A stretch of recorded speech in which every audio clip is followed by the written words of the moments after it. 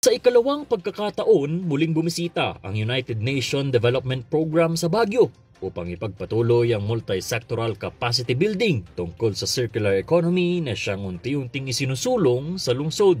Nagsisimula na tayo mag-narrow down or mag-zero in on a very specific focus ng Baguio City. Nakaka-identify na tayo ng maraming portfolio of CE interventions, and I believe ang naka-zero in na tayo on 4 focus areas. Kamakailan lamang bumuo si Mayor Benjamin Magalong ng Circular Economy Action Team na siyang mangunguna sa iba't ibang programa paano maipapatupad ang ideya ng circular economy sa lungsod.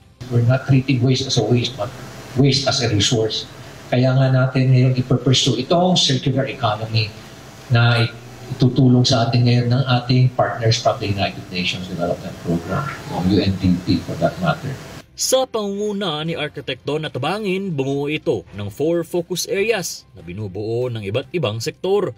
Isa sa mga ito ay ang sektor ng academe, kung saan makatutulong ang kanilang sektor sa pagbabahagi ng mga naging research ng mga estudyante at pagturo ng ideya ng net zero at circular economy sa mga ito.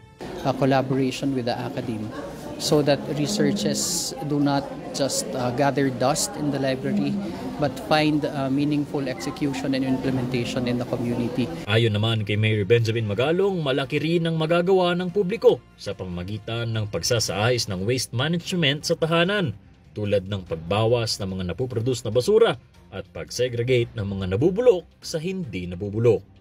Nico Gatchalian para sa PIO Baguio Balita.